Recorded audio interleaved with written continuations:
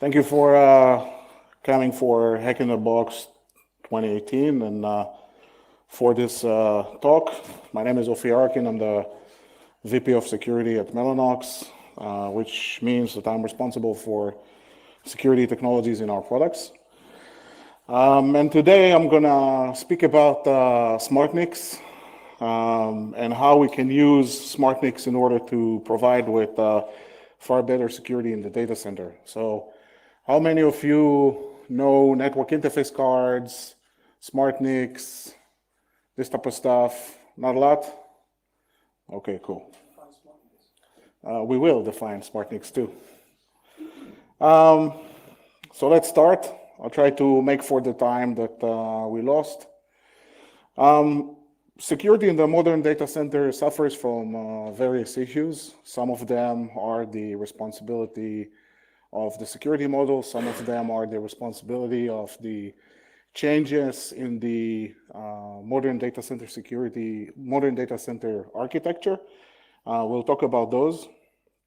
And then we'll go into understanding what are the issues that networking has in that environment, security has in that environment, how we can solve that. If we look at the traditional problems, it's kind of still amazes me that in 2018 I still need to mention the broken perimeter security model. You'll be surprised how many companies are still dealing with that problem. One of the issues for security is the inability of a lot of companies to change from what they have. So you know that you need to get into a new technology, but your networking environment can change, or the way that you've laid out your network can change, and you're bound to what you have and you need to deal with that. In some cases, we still see a lot of companies still have a lot of their security controls deployed at the perimeter only to be bypassed. There are plenty of examples that I don't need to repeat that showcases that. And like the medieval castle, that was a great place, a great security type of a place, only to be dismissed by gunpowder, by technology advances. So does the perimeter-centric security model, which was good for a while, and we'll see later on for how much while that was completely broken and needs to be replaced. The fact is that we used to trust people once they were okay to get into the data center, which created another problem due to the fact that they were able to go east-west laterally inside the data center as they may. We know that this basically created interesting situations in which an attacker that had to be right once in order to get a beachhead in the data center could then use that in order to gather and amass other systems inside that data center, due to the fact that literally not a lot of data centers had the type of controls inside the data center that would allow them to have the visibility into what's happening inside the data center. So you look at this and you ask yourself, okay, is that a problem that we had 10 years ago? And is this a problem that we have now? Yes, the same thing. We have a complete lack of visibility problem today. And 10 years ago, pretty much the same. A lot of companies, organizations don't know what happens in their own data centers. Attack sophistication, I think everybody agrees to that, right? So we don't need to talk about that a lot. In many cases, attacks are not that sophisticated and still they do what they need to do. Complexity is an interesting thing. And I want to read you a paragraph that is a quote from Rob Joyce. Rob Joyce used to be the head of TAO over at the NSA. These are the guys that are responsible for nation-state hacking, for those of you that don't know. And he said in a public appearance, I think a lot of people think the nation-states, they're running on this engine of 0 days. You go out with your master skeleton key and unlock the door and you're in. It's not that. Take these big corporate networks, these large networks, any large network, I will tell you that persistence and focus will get you in. will achieve that exploitation without the 0 days. I think this is a great quote because it shows that the fact that we have complex software and network really allows others to get into the network and not the 0 days. Sure, the 0 days are helpful, but eventually the fact that networking is complex and software is complex has a way to expand the attack vector, and we'll show an example coming in a few slides. Geopolitical. So the Snowden effect over privacy, meaning that a lot of the traffic today, literally any known site today on the internet is encrypting its traffic. This also causing disruption to those security solutions that had to look into the traffic and make some conclusions about what's happening. Those tools are turning dark because we're using encryption more and more. This is also true to traffic inside the data center. So east-west traffic, there's a lot of people that are now starting to encrypt that traffic as well. This is also good if someone is able to get access to your networking gear, looking into the recent news about that manufacturer and the problems with their switches. Geopolitical also means that everybody literally hacks everyone. So it's not just one nation state that hacks another nation state, it's every nation state hack every nation state. And way that we use to basically put lines between this country or that country, these lines are gone. So enterprises today basically deal not just with criminals, they also deal with nation states if they want it or not. I think another point that is worth mentioning is the fact that a lot of enterprises are actually dealing with what I'm calling yesteryear's problem. In technology, when we have new technology and one will deploy it, we think that the technology we have fixes the most important problems that an organization may have. But in reality, we sometimes find out that organizations actually have problems that we thought that are long had been resolved, right? This morning, people talked about patching, this type of stuff, but it's much more harder to actually do these things rather than people actually think on a large scale. The other interesting things that happen is the fact that the data center is not what it used to be.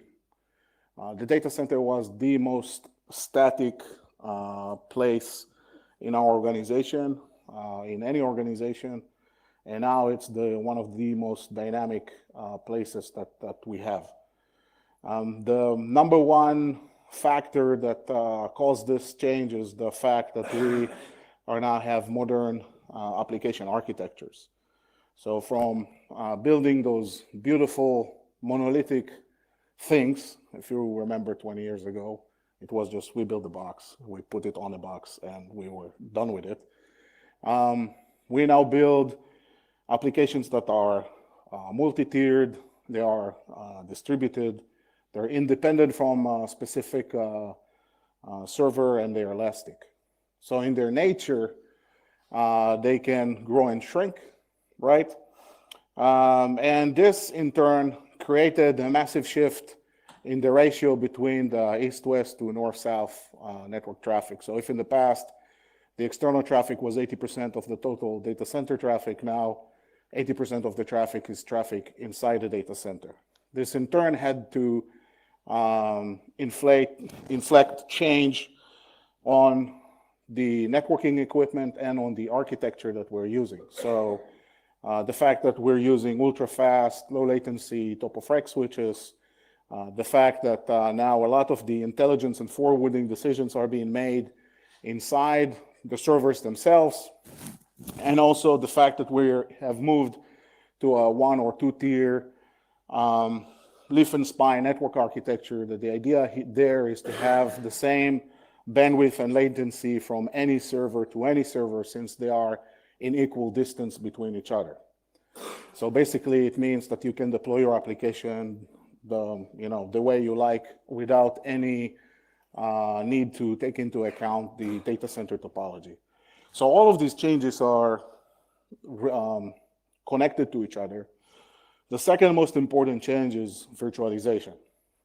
A lot of people don't think about how much virtualization changed the way that we do things in the data center, but virtualization did the biggest thing for the data center, maybe for security. It extended networking into the host, right? These virtual machines needs to communicate between themselves and to the outer world, and we had to have a switch, right, in order to allow to do that. And later came the virtual router, the virtual load balancer, and the virtual whatever you want, basically in software inside a host. And suddenly, we married between infrastructure capabilities, right, to user applications. They now are found on the same box. And we'll talk about why it's so bad. The other thing that virtualization did is basically it commingled applications, different applications on the same host. It created a dynamic way that virtual machines pop and are being deleted all around the data center. So it created a sense of provided a dynamic nature to the data center. Not to mention that it also helped in doing far better scaling and supported the model of software-defined networking, where in virtualization, when you look at virtual switching, you have a control plane and you have a data plane. The policy is in the control plane, and the data plane actually acts according to what the control plane tells it to do. The control plane gets this policy from the controller, and that's literally a host-based SDN type of a model. The last one is extremely important, and a lot of people tend to forget that. I assume that most of you come from an enterprise and not from a cloud provider. You're on 10 gig, maybe the more advanced guys are on 25 gig. But as the network traffic goes up, the software isn't capable of keeping up. So if you've been at 10 gig and you've been able to squeeze your precious CPUs, maybe I'll give it to you. But at 25 gig, you can forget about it. Software alone is not going to help you. You're not going to be able to process that data, period. And that creates other interesting issues that we'll talk about later. So what have we done? We looked at that problem, right? And we decided, as far as a strategy, to take security and push it into the data center. And we said, okay, the community, the world, the strategy that was taken was same as virtual networking, right? We will push security to the server access layer as virtual networking. We'll treat it as a software-based SDN. And actually, the server access layer is the only place on the network, if you can think about it, that you'll be able to have granular visibility and control over any type of a workload. Why? Because it's the point where the traffic is going to get encapsulated or decapsulated depending on what you're using. So if you're using virtual networking, that is going to be the point where VXLAN, Geneve, and other lovely tunnel protocols will be used. And if you're using security, that might be the only place where you will be able to see the traffic before it's encrypted, decrypted. Where I like to say that the network is getting dumber and the host is getting smarter. If you play this back 20 years back, 15 years back, even 10 years back, that was completely opposite. We used to do everything on the network and nothing at the server access layer. Today, we're doing the opposite. Everything is done on the host and nothing on the network. Say nothing is not totally accurate. You still do stuff, but the heavy processing is done on the host. The other thing that was born out of virtualization is all the notion of microsegmentation, the idea that applications needs to be secured per application. So those applications needs to be isolated from each other, and every tier needs to be segmented, so only services that are needed by the application in order to run are allowed.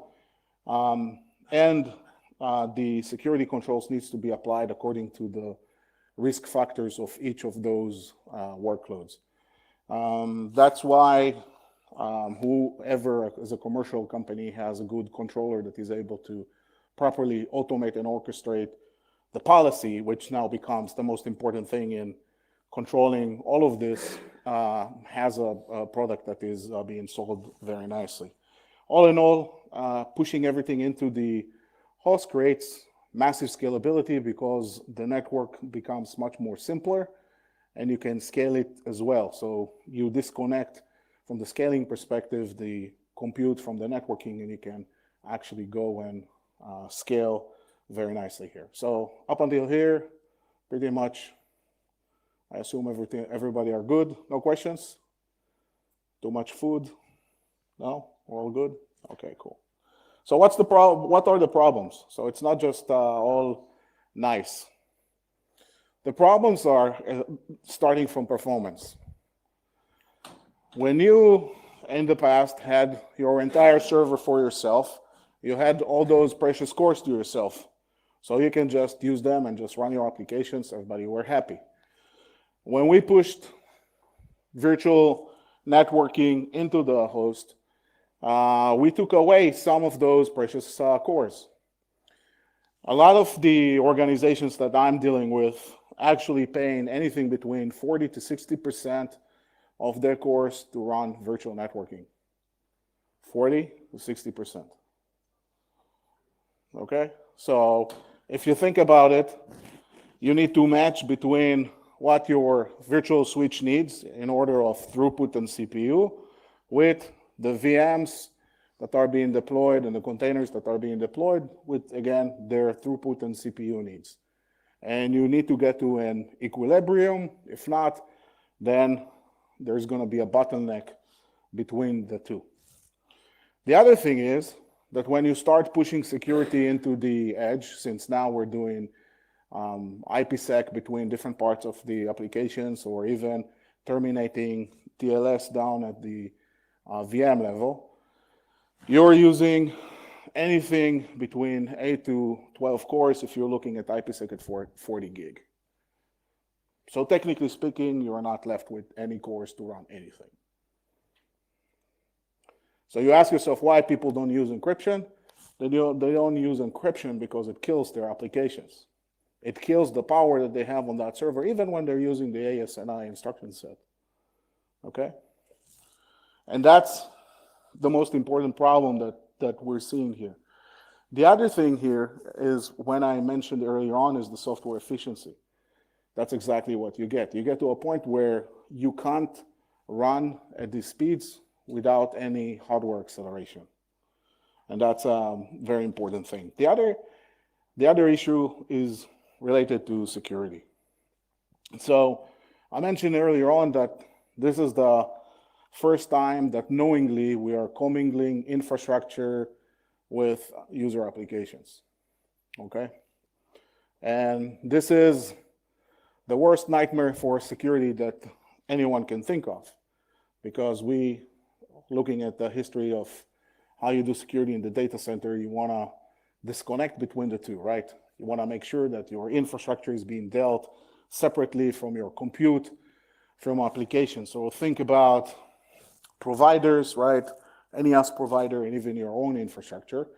And how many of you know Open Virtual Switching, OVS? Okay, cool. So in this scenario, OVS runs within the hypervisor. This is very common. Take KVM, for example, and OVS. The control part, where the policy and the decision-making about how to handle traffic usually runs in user space with root privileges. And the data path runs as a kernel model. Now, how can I take this and influence the way that these things operate? So CVE 2016-2074 is a buffer overflow against vSwitch-D when parsing MPLS traffic. So how this actually works, You have traffic that comes in from the virtual machine. The data path, we look into its flow tables. We look whether there is a policy match to match this traffic, right? The way that it will do that, it will parse the headers of the packet versus the policy that it has. And if there's no match, what it will do, it will forward the traffic to the control plane, to vSwitch-D that previously would load the policy that was pushed into the OVS DB server. And what vSwitch-D will do, it will parse again the headers, will match it with the policy, and will make a policy decision as far as what to do with this traffic. So what the guys that uncovers that found out is that when they played with the way that the MPLS header was parsed by vSwitch-D, they created a buffer overflow. And the buffer overflow, basically, the end result was a root shell on this side and the hypervisor. That's cool, right? So I'm sitting as a user, and now I have a root access to the hypervisor, which basically means that I compromise the entire server. But it's actually more than that. It's even much more problematic. So this is an architecture of a modern data center. You can see the leaf and spine switches and how this is connected to the outside world.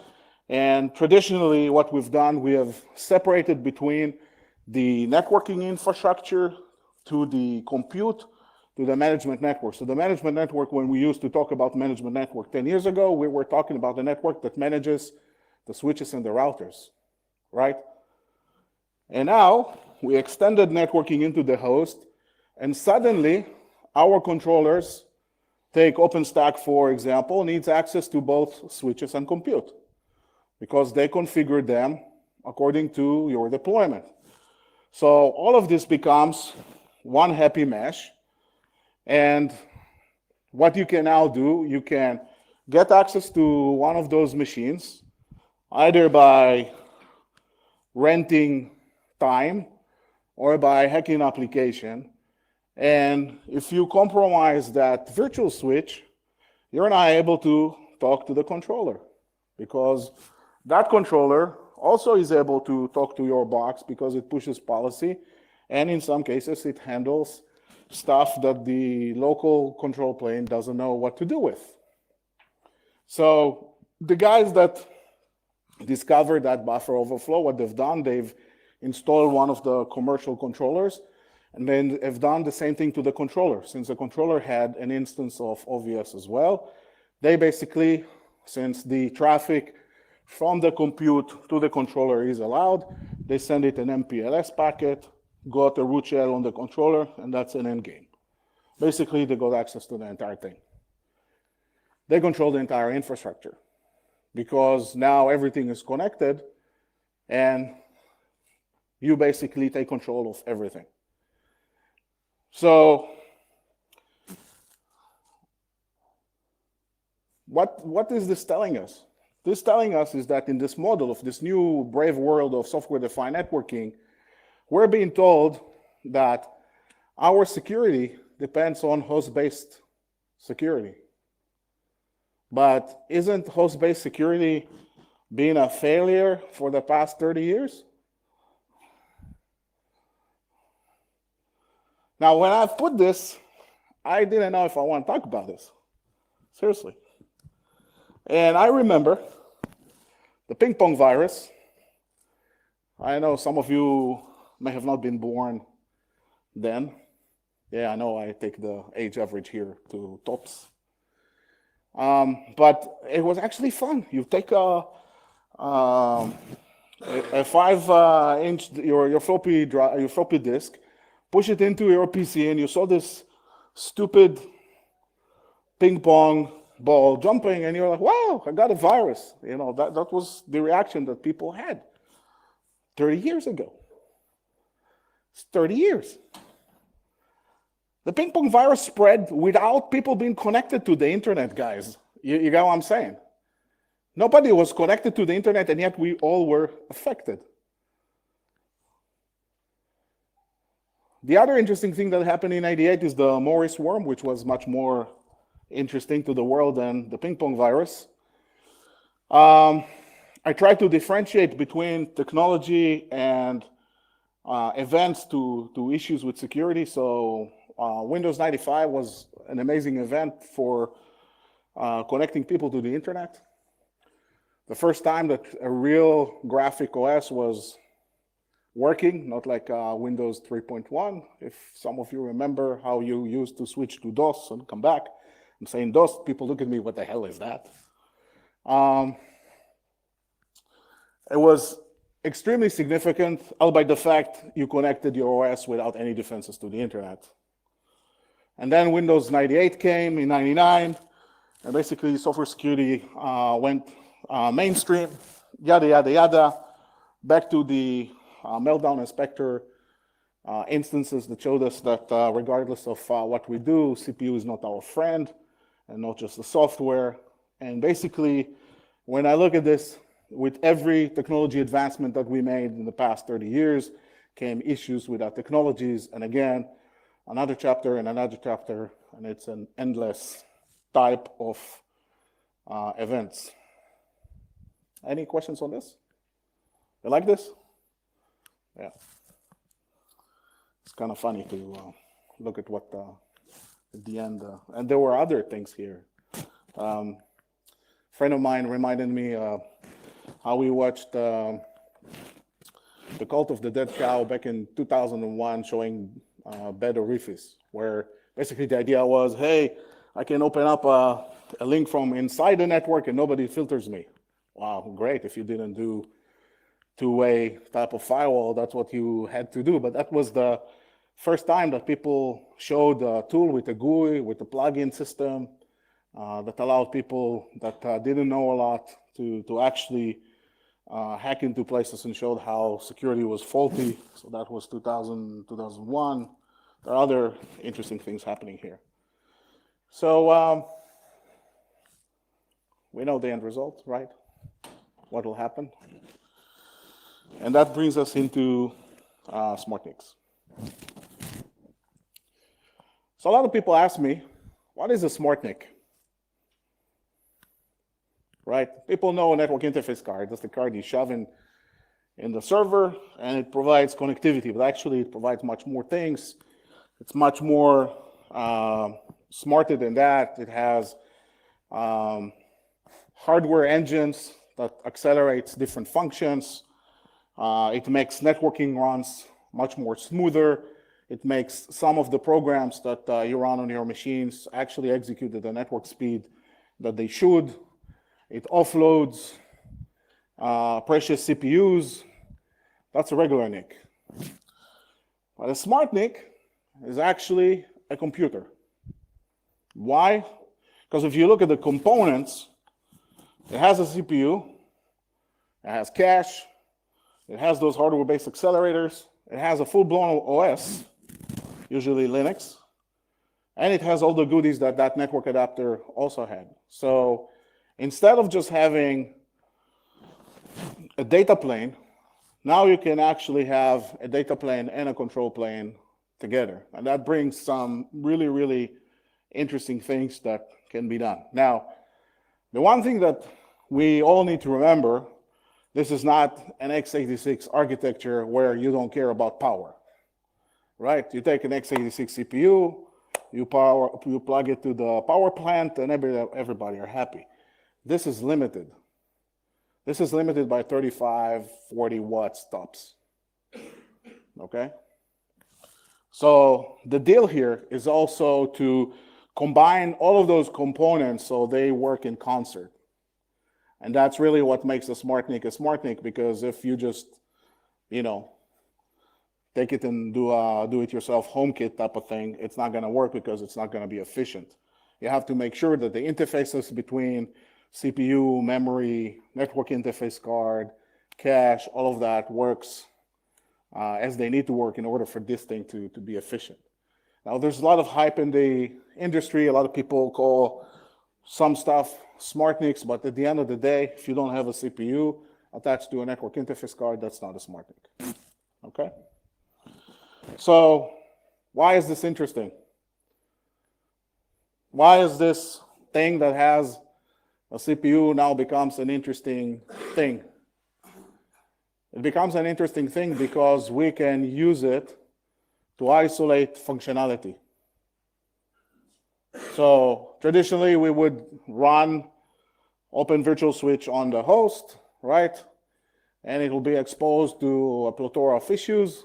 What we can actually do with the SmartNIC, we can take the data plane that I showed you that in some cases implemented as a kernel module and run it and accelerate it on the data plane that this card has. Take the control plane that runs in the hypervisor and user space and run it over the operating system that runs on the CPUs here.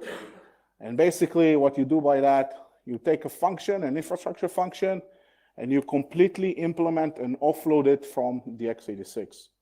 So what happens is that the x86 suddenly don't have access to that infrastructure function.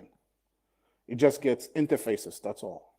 It doesn't have any way to play with that function or to influence anything because, as I'll show you, what you do is you isolate the x86 from the SmartNIC. And you let the SmartNIC run as a computer in front of a computer. And those infrastructure functions can be networking, can be storage, and can be security. Because you can accelerate, for example, IPsec on the data plane and handle any exceptions on the control plane. I'll show you some examples that will be much more illustrated. Any questions about this? Yes? Just make sure that we're talking about the same stuff. You know the net FPGA? I know FPGAs, yes. Yeah, so is there a difference between SmartNIC and FPGAs? In essence, an FPGA-based card FPGA basically replaces or adds data plane functionality. So you use an FPGA usually to accelerate the function. You don't have a CPU, it's not true, but some FPGAs have ARM CPUs with them that do certain things, and then you can call them a SmartNIC. But most of the FPGAs today, they are a marriage between a network interface card and an FPGA without any CPU whatsoever. So the difference is that SmartNICs really run on a small operating system. The difference is that the SmartNIC has also CPUs that when you want to, that those CPUs can actually control what happens on the data plane without the need of any intervention from the x86. So you can, and there is an example coming, you can have the same flow that I showed earlier on with OVS. Packet comes into the NIC. The NIC doesn't know what to do with it. And instead of sending it to the OVS in the x86, you send it to the OVS in the OS, the Linux OS that will be running on those CPUs. That Linux OS, that component will be the policy decision point, and everything will be compound to that component. So no need to ask the x86 to intervene, or no need to use anything else in order to make those decisions and to control how the packets will be processed. Make sense? Okay. Anyone else? Okay. So I'll try to do this slowly. There's a lot of stuff here. Spend a lot of time on how not to do this slide, right? So trying to make sure that everybody follows. So the first important thing is to remember that this SmartNIC usually uses SRIOV. So what is SRIOV? How many of you are familiar with it? Okay, 2 people. So SRIOV pretty much allows multiple different guest machines to use or to share a single physical PCI device. It also bypasses the hypervisor. So what happens, the network traffic or the guest machines actually gets access directly to hardware. The traffic from those guest machines do not pass the hypervisor kernel or the hypervisor at all. It goes directly to the hardware. And what that hardware does, it provides data protection between those two different virtual machines. So now you can think on how this might be used for example, for a layer 4 firewall or for workload-based policies. And SRIOV allows us to treat a VM per VM as an instance by itself. The other interesting thing is that it provides a near bare metal performance. When I say near bare metal, you're talking about near bare metal. For example, if you look at the NIC that has a 40 gig, you'll get 39.5 or something like that, other than a 40. So this really is the most fastest way for you to provide networking to a guest machine. Other important functions. So in SRIOV, you have physical functions that are managing multiple virtual functions. The virtual functions are those that are eventually connected to virtual machines, and the physical functions are those that manage them and manage the virtualization. But really what's important here is that the Uber commander for all of that is the driver. Okay? What's the difference here? The difference here is that in a regular NIC, the commander will be this driver that sits in the hypervisor. In a SmartNIC, you can't allow it to happen if you want to use the SmartNIC for security. And then you have a special driver here that eventually manages this guy and manages all the SRIOV functions.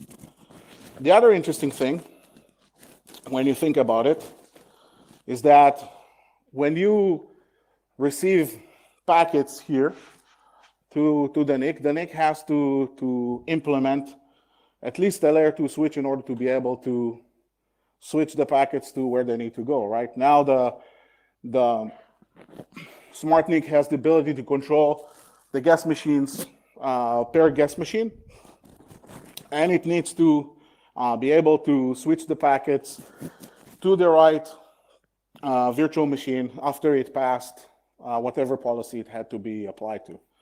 And by doing that, there is a logic here that we'll talk about in a second that basically the packet goes through, that classifies the packet, compares this to the policy implemented, and basically according to what is implemented, that would determine the path the packet will take. Okay, questions?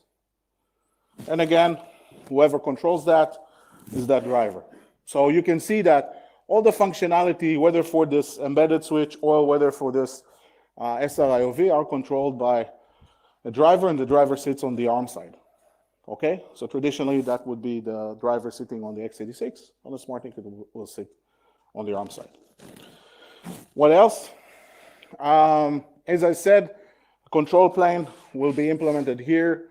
Data plane will be implemented here. There will be actual PCI switch implemented in the SmartNIC that will prevent this guy here from accessing this guy here. So it's a physical hardware switch that prevents any traffic from going that way. Other interesting line items, since the SmartNIC has its own memory, it will use it. And as I said, it's able to provide a workload by workload type of functionality. And some of those will also do secure boot, which is starting to be a very much important line item when you look at network interface cards as is. What will happen, and I'll show you how it's done. The SmartNIC CPU, as I just alluded, controls everything that happens on the NIC side. So any type of operation that we want to engage with, the CPU here controls it. It's also isolated from the host and from the production network and somewhat from the NIC itself. And in some cases, you'll also find a dedicated network interface. So all of this design basically is tailored towards making sure that this part continues to be independent in its operation and controls the NIC side, and taking away any functionality whatsoever that the x86 had controlling how SRIOV or the embedded switch operates. Okay, any questions on that? I know it's a lot of material, very fast, but okay. So the way a policy will be implemented in that switch, it will be like if you know OpenFlow. It will be a series of match action tables. Each one of them is a flow table. Some people like to dedicate a table pair a function. It's easy to explain how it's done this way, but usually when you're in a data center, you want to make sure that the traffic that you're getting, actually you need to get it. That's the access control. Then you want to make sure that you are terminating virtual networking. So VXLAN traffic, with Genève traffic, whatever will follow, which means it will be a series of matches. And usually you'll pop the VXLAN header, you'll take it off, and then the packet will go through whatever other policies are implemented for it, and providers as well as enterprises use this in order to terminate their virtual switching, implement security, do encryption, and do load balancing and other stuff. So anything that you can actually do in Open vSwitch, for example, in software, you're able to implement in Silicon, grosso modo. So if we look at this again, we now can actually look at that as a model for policy and policy enforcement. So the NIC side, the embedded switch will be a policy enforcement point. Traffic will come into the NIC side. We will look for a match to what to do with these packets. If we will not find a match, then we will be consulting with the policy decision point that exists here in the vSwitch-D. That's the example that I'm using. And we will also be able to introduce additional software that will run on those CPUs that will provide additional policy enforcement. So this is not just bound to Open vSwitch or to this thing or another. You can actually extend the type of functionality that you want to provide and link with other applications that you want to have. The reason I'm using OVS as an example is because it's mostly known and people know about it, so it's easy to explain what is done here. So in order to better illustrate this, and I'll come back to this example in a second because it's important. Packet comes in. There's no match in the flow tables. Exception sends it to the ARM side. The ARM side will make a decision what to do with this based on the policy that is implemented in OVS. It will match it with the classification of the packet. If it decides that this traffic is allowed, it will push a rule into the silicon here and into the data path part of OVS that would basically say, hey, for this classification of the packet, allow this traffic. And from now on, this traffic will go through the data plane, connected directly to the virtual machine without interference of any software whatsoever.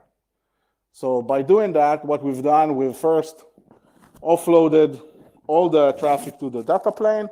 We used the policy to determine what to do with this traffic, and we made sure that silicon at the end of the day deals with that, so it gives it a line rate type of operation. You had a question? I was wondering if you could still exploit the OVS part. Let's hypothetically say that's possible. You could still do a DMA tag since you then have access to the PCI bus. You can do a DMA tag and gain control of the hypervisor. Don't forget that you don't have any access from the x86 down to the ARM side. No control whatsoever. So it's enforced. You may try, but it's enforced by hardware and by access lists. So even if you try to have a reverse shell and assuming that the software will be exploitable, it will be blocked, and it will be far easy to detect that you are trying to do something with that. You're absolutely right. But your ability to actually take action against it is going to be absolutely zero.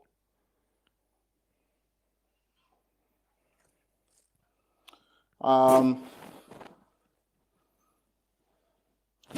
back to this, so what I showed earlier on was that a single packet went here, a decision was made what to do with that packet, and basically the rest of the traffic went on. But you can think about other type of applications that you can implement using this. So how many of you did application recognition?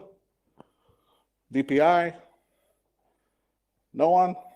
Okay, so for determining what type of traffic and what type of protocol is really actually going over here, you usually need 1 to 5 packets of the initial communication after the session has been set up. So instead of sending inserting the rule into silicon after the first packet, you let the session to open up. You'll send the traffic to an application here.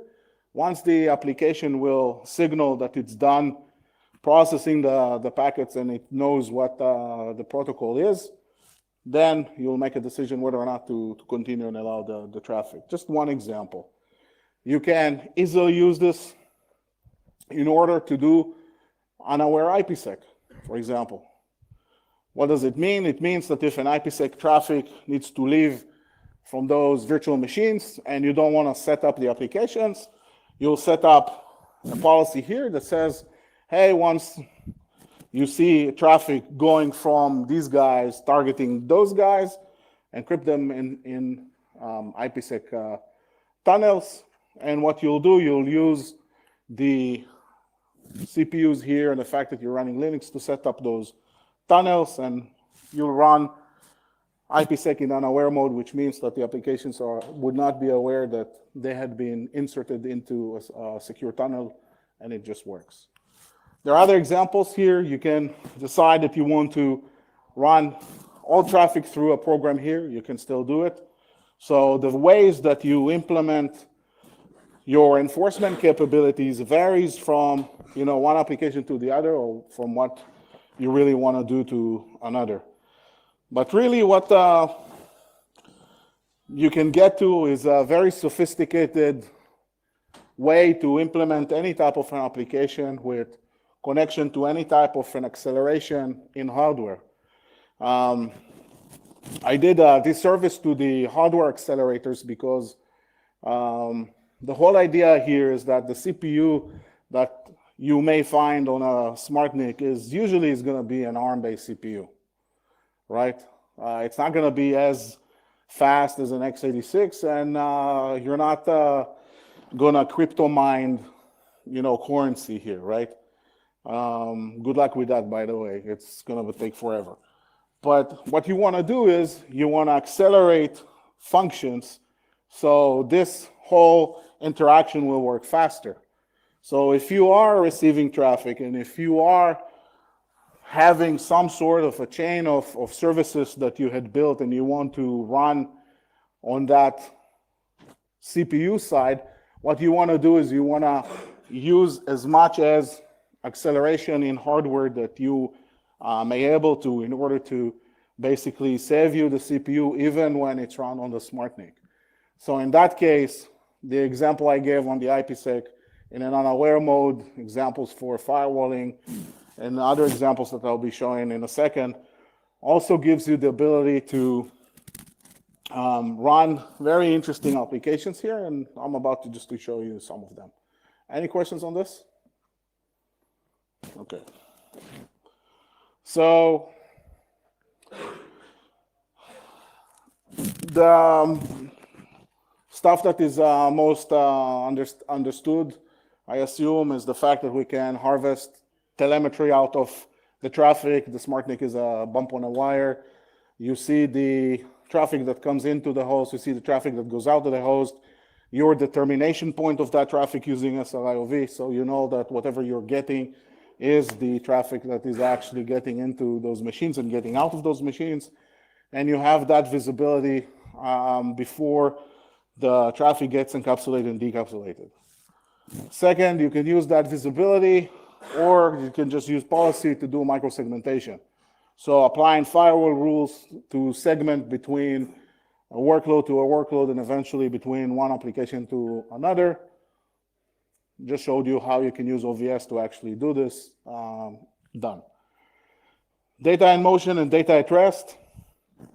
Mentioned IPsec and accelerating IPsec alongside running its control plane over the CPU part, and that allows you actually to do encryption east-west inside the data center, using these in order to better protect the traffic.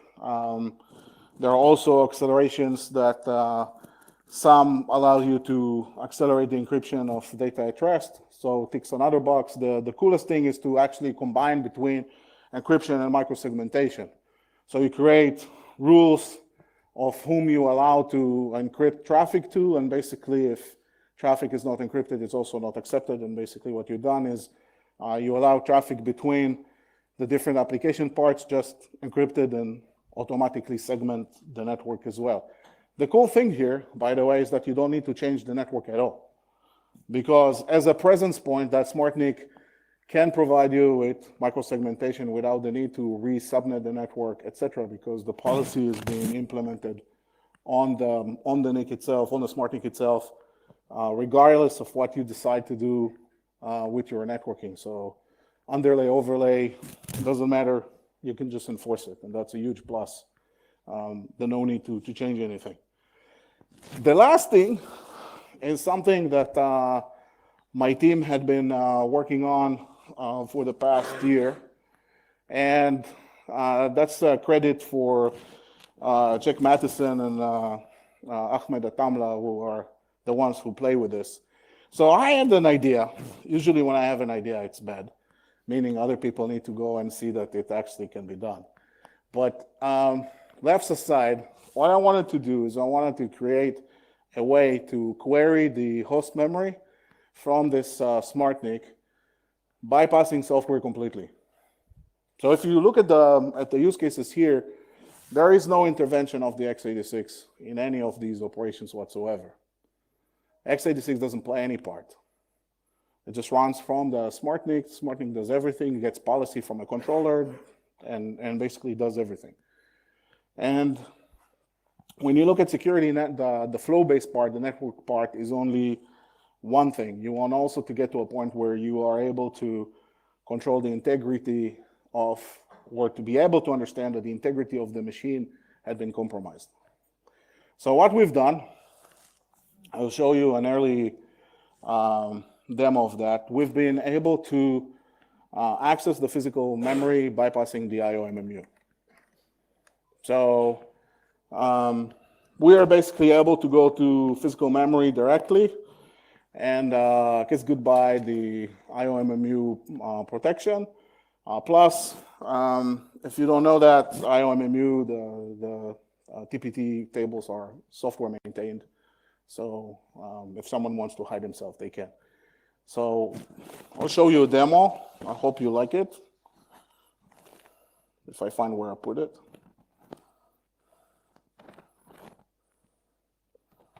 So what you're going to see here, you're not seeing it, okay. Let me find out how you're going to see it.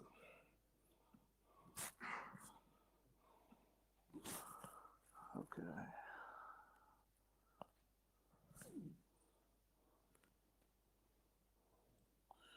It's going to be interesting to find out how to move this to, okay. So on the left side, you're going to see a program working on the CPU side of the card. On the right side, you're going to see the host. The host is going to pull an image, and you're going to see it on the left side pulled from a physical address. Okay?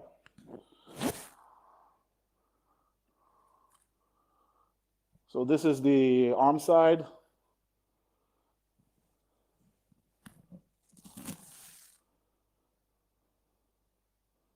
And this is the x86 side, and what we're going to do, we're going to pull an image. It's going to be a bit slow, a bit small. And what you're going to see is that here on the right, We're gonna upload the image, and you'll see them both, and you'll see that the addresses that we show are the virtual and physical addresses, but we pulled it from the physical address below.